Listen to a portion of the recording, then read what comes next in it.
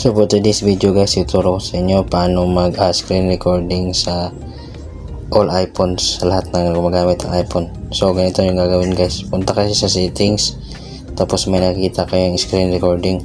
Kung hindi pa nakalagay sa taas, click nyo yan guys para malagay doon sa include. Tapos click mo yung customize control.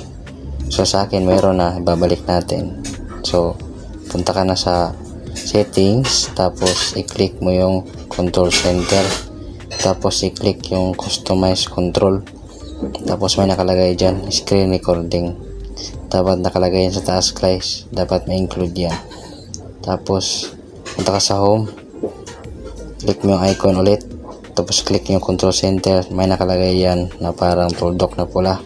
Tapos may makita kayo sa taas sa pop-up screen recording, naka-screen recording na po yan. Tapos pag gusto nyo may voice, pwede yan, ibalik yan guys. Punta kayo sa long press mo yung may nakadot dyan, tapos may nakalagay dyan camera roll, microphone on tsaka microphone off. So i-on nyo yan guys para may voice at may volume. Record kayo guys, yun lang. Sana matutunan kayo guys. Maraming salamat.